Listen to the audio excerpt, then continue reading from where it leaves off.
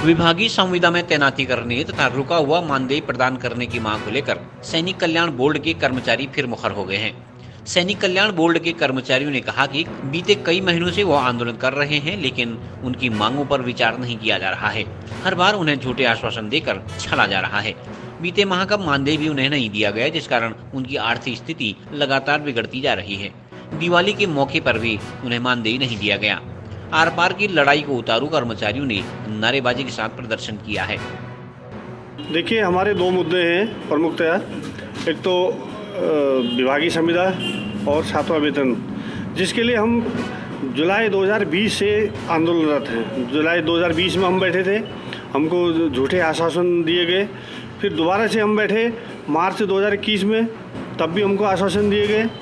और फिर उसके बाद हम बैठे अगस्त में, तब भी झूठे आश्वासन दे करके जो है हमारा आंदोलन समाप्त करवाया गया। और इस बीच में जो है सैनिक कल्याण मंत्री आश्वासन देते रहे कि कैबिनेट में जो है आपका मुद्दा रखा जा रहा है। और लास्ट में जब 28 अक्टूबर को जो कैबिनेट मीटिंग थी, उसमें उन्होंने एश्योर किया था कि 28 तारीख की मीटिंग में आप लोगों का मुद्दा उठाया जा रहा है और आप लोगों को जो है विभागीय संविदा और 7वां वेतनमान का लाभ अवश्य दिया जाएगा, जो कि 7वें वेतन और विभागीय संविदा का उस कैबिनेट मीटिंग में कहीं कोई जिक्र नहीं था। ये सब छलावा है।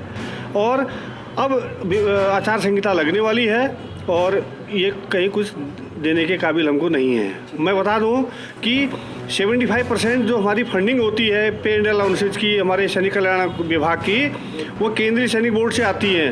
केवल 25% जो होता है, जो 25% है, वो राज्य सरकार वहन करती है, जो कि टैक्स में ही निकल जाता है।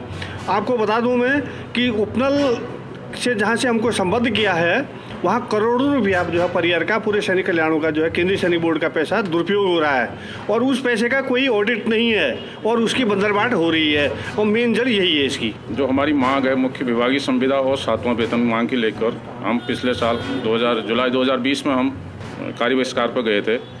3 दिन का हमने सांकेतिक कार्य बहिष्कार किया गया और हमको आश्वासन दिया गया कि जल्दी आपका मांगों पर कार्रवाई होगी। लेकिन लगभग 1.5 साल 2 साल बीतने के बाद भी हमारी मांगों की कोई सुनवाई नहीं हुई।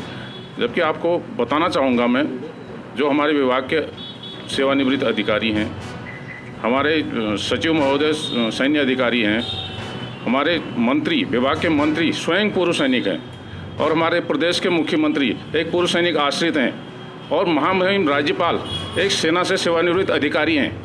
इतना होने के बाद भी वो हम पूर्व सैनिकों की समस्याओं को नहीं समझ पा रहे हैं और उनका एक ही कहना है कि 2007 में गलती हो गई थी।